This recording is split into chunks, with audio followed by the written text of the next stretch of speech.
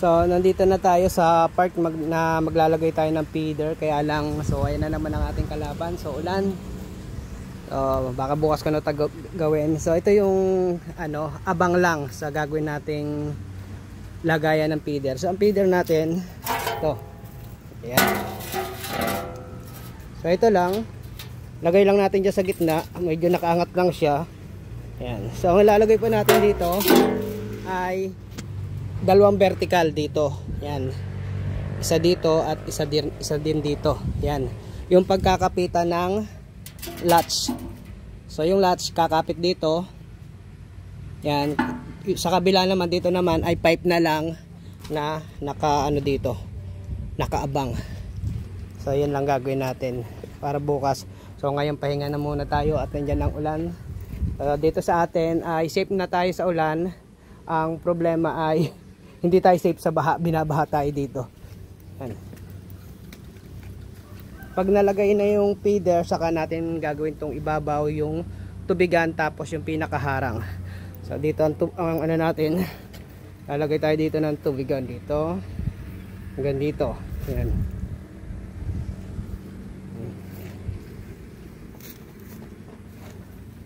So yung dalawang to pinagsasabay natin. Pinagsasabay kong gawin para uniform sila. So iisa ang sukat, iisang para pag nagputol ako ng isang bakal para dito, damay na yung kabila. So ganyan po yan, para hindi naman nakakaya sa may-ari, baka magkaiba ang kalabasan ng ginagawa nating parawing pen. So okay na lahat. So magliligpit muna ako. So napakatibay nito mga kapigmate kasi 3/4 lahat ang ginamit natin dito sa ibabaw na Eagle brand. Yan. Yung akin may 1/2 pa yun eh. Ito puro 3/4 lahat gamit natin. Yan. So nung una nauuga pa. Ngayon wala na. Una nabubuka ko pa to nung wala pa nito. Ngayon wala na, sobrang tibay na. Mga ilang araw pa. So day 9 ngayon ang paggagawa natin ng parawing pen. So gagawin pa natin yung sa piglet natin. So ayun lang, magandang hapon, day 9 po to. So good morning. So dito na tayo sa pag-install natin itong feeder. So ito yung feeder natin. So napansin ko lang dito sa feeder ay itong kabitan niya ng latch sa kakabitan niya ng bakal, ito yan ay halos magkapantay. So kailangan natin yung putulan. So puputulan natin dito. Yan dito. Kailangan ito kasi ang sukat nito ay 5 cm. So kalahati tatanggalin natin at mga 2.5 lang. Ito tama na to. Kasi lalagay tayo dito ng bakal. Lalagay tayo dito ng bakal. Yan. Vertical. Para paglagyan nitong latch. Yung latch na to nakaganito. Yan, bakal dyan. Dalawa. Magkabila dito. So yun ang magiging guide natin para mailagay to. So ito. Ganito yan. Yan. Para pag pinasok, ganyan. Parang pangit tong latch nito. Manipis. So manipis pa tong latch na kasama doon sa feeder. Pero ganyan lang yan. Tapos dalawang dito. Dalawang vertical na bakal ang lalagay natin. Ang sukat naman nito, ito unang bakal kasi maglalagay pa tayo dito ng bakal para hindi makalabas dito yung piglet. Yan. So ito nilagyan ko muna ng pauna. Ito yung pinaka anuhan ng feeder. Sabihin natin na ganito. Yan yung pinaka height niya na magpinaka guide natin sa height niya. Yan. Nakaganyan yung feeder pag nakataob. So pag nakaano siya ganito. Yan ang pinaka guide niya para yung pinaka stopper niya na yan. Yan muna una kong ginawa yung stopper. Yan. Nakaganyan yan. So yan ang magiging guide natin. Kailangan ang stopper niya saktong-sakto lang na lahat ng laman nitong feeder ay maitatapon. Yan.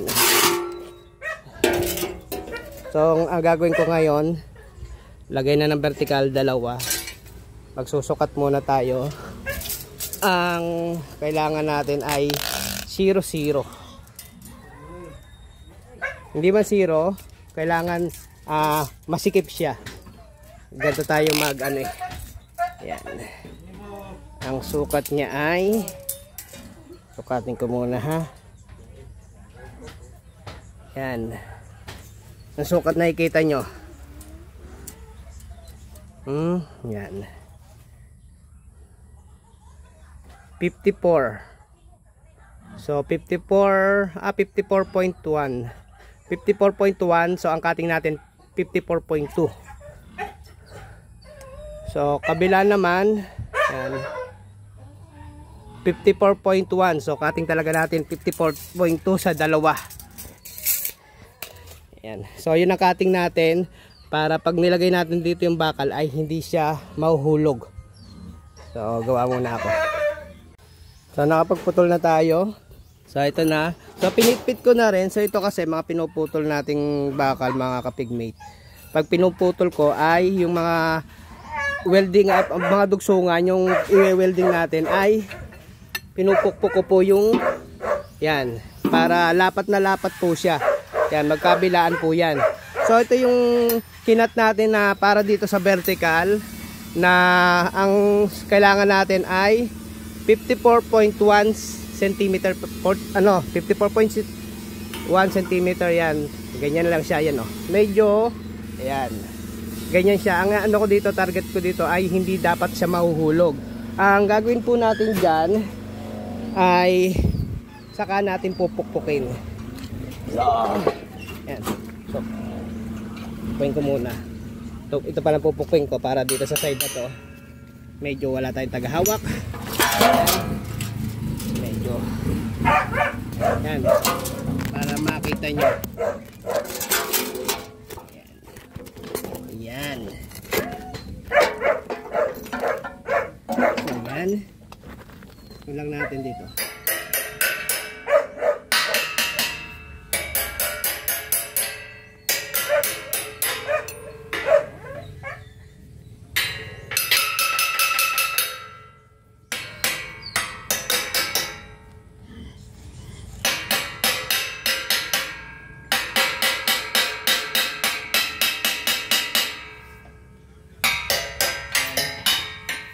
Yung isa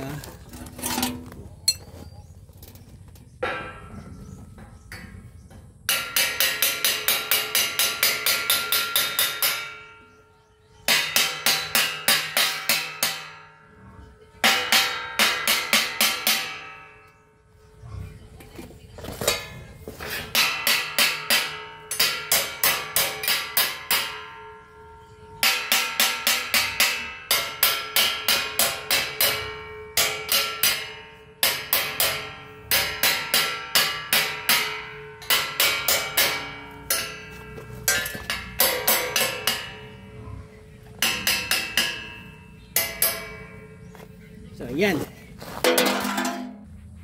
So yan, ganyan po yung style niya. So ano siya, mas dikit na dikit siya, mas madali tayo mapaghinang yan kung tama yung pagkakaputol. Yan. Tapos ito yung feeder natin, naputulan na rin natin 2.5.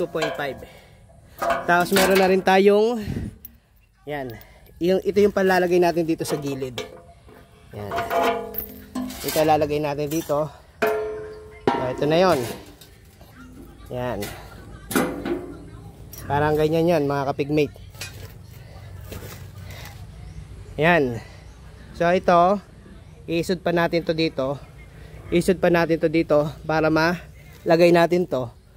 Yan. Kasi ito, dito natin to ilalagay sa loob. Naka-welding siya dito sa side, sa gilid. Yan. So ito, itatakin ko na muna to para makita nyo. Good morning. So may nagtatanong sa atin kung ano raw yung welding rod na gamit natin. So ito po yung weld. Yan. Whip weld na premium welding electrode na ano. Yan. Pang portable lang po to. Ano bang ano na ito? Size nito. So 2.5 lang po ito. Yan. Ang amperes na kailangan ay 50 to 90 amperes. Pero iba po yung amperes na ginagamit ko dito para sa ganitong metal works. So lahat po ng metal works na gagawin nyo, iba-ibang amperahe pong ginagamit yan. Depende sa kailangan, depende sa timing nyo sa paghinang. Yan. Ito po 50 to 90 amperes, hindi po ako nagamit ng ganun dito sa bakal na wine-welding natin. Mahirap po kung ganung amperahe lang ang gagamitin nyo. So yun lang. So ito nakalagay na yung ating yan. So naka-welding na siya. Naka-welding na siya. Yan. So dito kailangan dito mga kapigmate. Ito yung nasa taas yung pagkakabitan ng latch natin. Yan. Kailangan dikit na dikit siya. So kailangan pantay. Para hindi tayo magka-problema sa pagkakabit ng latch. Ayan.